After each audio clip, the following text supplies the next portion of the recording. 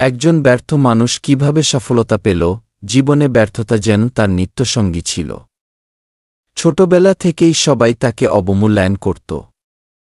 নাম ছিল রায়হান। বাবা ছিলেন দিনমজুর, মা একজন গৃহিণী। দারিদ্র্য ছিল তার জীবনের চিরচেনা বাস্তবতা। স্কুলে পড়াশোনায় খুব একটা ভালো না হলেও তার চোখে ছিল বড় হওয়ার স্বপ্ন। প্রথম ব্যর্থতা।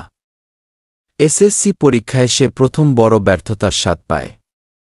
বন্ধুদের অনেকেই ভালো রেজাল্ট করলেও রায়হান ফেল করে।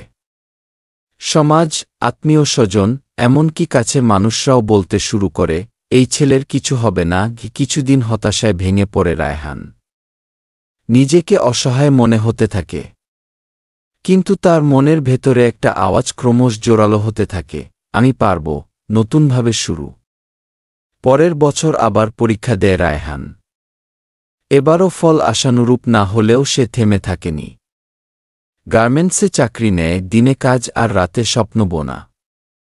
ফ্রি টাইমে মোবাইলে ইউটিউবে মোটিভেশনাল ভিডিও দেখতে শুরু করে। একদিন সে একটি ভিডিও দেখে, ব্যর্থতা মানেই শেষ নয়, বরং এটি নতুন শুরুর ইঙ্গিতজ্ঞী। এই লাইনটা তাকে নাড়িয়ে দেয়। সে সিদ্ধান্ত নেয় কিছু একটা শিখবে। ইউটিউব, ফেসবুক ঘেঁটে সে জানতে পারে ফ্রিল্যান্সিং ও ডিজিটাল মার্কেটিংয়ের মতো স্কিল সম্পর্কে। শেখার পথে সংগ্রাম। শুরু হয় নতুন যুদ্ধ। ইন্টারনেট ছিল না তার বাসায়। আশপাশের দোকান থেকে ঘণ্টার ভিত্তিতে ওয়াইফাই নিয়ে শেখা শুরু করে। ইউটিউব, গুগল, ফ্রি কোর্স, যেখানে যা পায় শিখতে থাকে। প্রথম কিছুই বুঝতে পারত না, ইংরেজি দুর্বল ছিল। কিন্তু সে থামে না। দিনে 1-2 ঘণ্টা কাজ, তারপর রাত জেগে শেখা, এভাবেই চলতে থাকে তার সংগ্রাম। প্রথম আয়। 3 মাসের মাথায় একটি ফাইবার গিগ থেকে তার প্রথম অর্ডার আসে।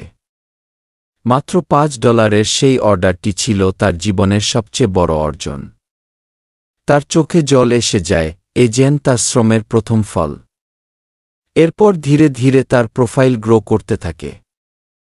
অর্ডার বাড়ে, ইনকাম বাড়ে। নতুন রায়হান। আজ রায়হান একজন সফল ডিজিটাল মার্কেটার। মাসে আয় করে $1 লাখ টাকার বেশি। তার নিজের ইউটিউব চ্যানেল আছে যেখানে সে অন্যদের শেখায় কিভাবে ব্যর্থতা থেকে বের হয়ে আসা যায়। সে এখন নিজের একটা ছোট অফিস দিয়েছে গ্রামের বাড়িতে। বাবা মা গর্বিত, সমাজ আজ তাকে উদাহরণ হিসেবে দেখায়। শিক্ষণীয় বিষয়। রায়হানের গল্প আমাদের শেখায়, ব্যর্থতা মানেই শেষ নয়। জীবনে কষ্ট ছাড়া কোনো অর্জন টিকসই হয় না।